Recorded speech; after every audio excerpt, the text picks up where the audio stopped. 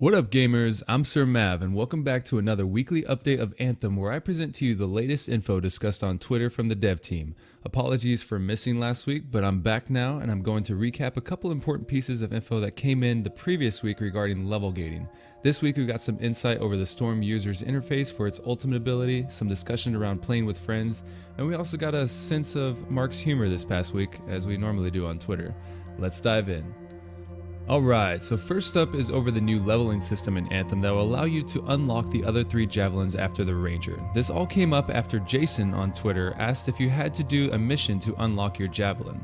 Mark replied that they originally had this tied to missions, but this resulted in the javelins getting unlocked too late. As a result, we will now be able to choose a suit to unlock at a different level thresholds instead of just strictly going through the missions.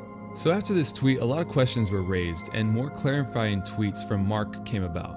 But basically each javelin is now level gated, meaning that you'll have to reach a certain level before choosing your next javelin. Currently, Mark stated that each threshold is broken by every 5 levels. So level 5 will be when you get to choose the next javelin after the ranger, so then the next one you'll be able to acquire at level 10, and the last you'll be able to acquire at level 15. Still your choice though on which javelin you unlock next through this process.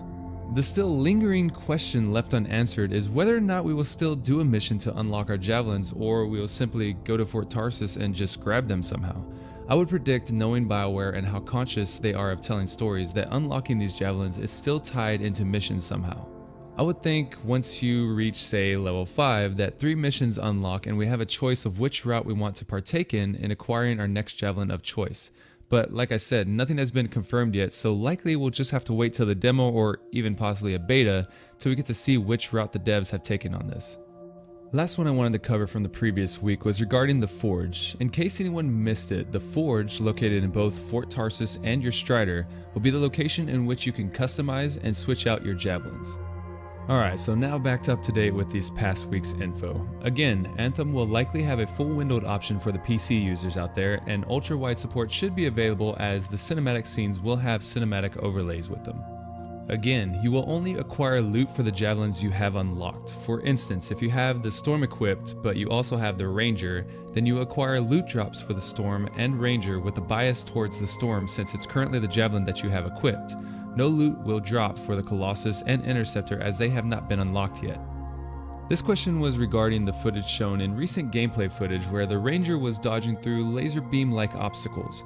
Mark replied that there will not be any levels where you can fly through the entirety of them without landing, so likely no levels have a mass amount of waterfalls to cool down your jets all the way through, at least not yet. Regarding specifically the Storm Javelin, remember the Storm can infinitely hover, but this does not cool down your jets.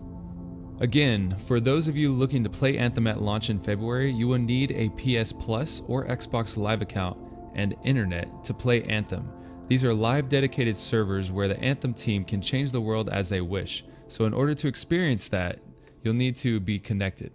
So this one can get a bit confusing, but basically if you and a friend play together and are at the same point in the story, you will both progress and get credit for the missions you complete together, which is reasonable in any story-based game. The questions that stemmed from this though is whether or not a friend with a lower level can play missions that they haven't yet unlocked. Mark stated that you will not get credit for missions that you do not qualify for, and that the team hasn't 100% settled on blocking lower level players from future missions. But Mark did confirm that if they do allow this, the lower level player will not jump ahead in the story if they do a mission they haven't unlocked yet, meaning they'll have to go back to previous missions to complete the story. So here's my 2 cents on this. I think that the lower level players should be able to play with their friends on missions, but not those that they have not already unlocked. I'm talking about through the first phase of the story and not in-game. At in-game, they should be able to play with friends at a higher level. But in the story phase, allowing other players to jump ahead would kill the immersion and their understanding of the story being told through Anthem. Of course, I think if the player has a mission unlocked, they could join with a higher level friend on that mission and play it at a higher level difficulty, which would allow them to boost their level as more difficult missions usually pay out more XP and currency. But again, how this will actually work will still be left to the devs as we see it either at the demo or beta launch. Ben Irving and Michael Gamble, both lead producers for Anthem, joined in on the Twitter fun this week, showcasing some combat team meetings over combat balance, Ben's famous kitchen post, and Michael showcasing a new stronghold level. But the most important one we got was from Ben over the Storm Javelin's ultimate UI, or user interface. It's hard to see the image if you're looking at it through a mobile phone, but zoomed into this photo, you can see the 3 elements the storm is able to tap into. On the left is frost, in the middle is lightning, and over on the right is fire, which was confirmed by Ben in a later tweet. How we will choose each of these ultimates through the controller or keyboard is still yet to be announced. Again, the only way to acquire the Legion of Dawn skins is by pre-ordering Anthem before launch. These are likely the only skins that will not be available through in-game play. We have yet to learn of the max pilot level we can obtain, as Mark wants to provide more context around it before releasing that info to the public. A bit of fun from Mark on Twitter. After an accusation of someone insinuating that Anthem will be delayed, Mark stated that he apparently sees dead people. Of course, not relevant, but it's always fun to see Mark's sense of humor and likeness for movie quotes. Just like your progress from the demo coming out on February 1st, 2019, your settings will not carry over into the full game when it launches. Michael Gamble confirmed this in a tweet later on. And last up, if you want to equip 2 of the same weapon types in your weapon slots, Mark stated that you are welcome to do so, but this would likely reduce your ammo efficiency. Of course, we could have some type of gear that works similar to the way Lone Star worked in The Division, where it would actually benefit you to equip 2 of the same weapon type. We'll just have to see what sort of perks we have with the gear come launch.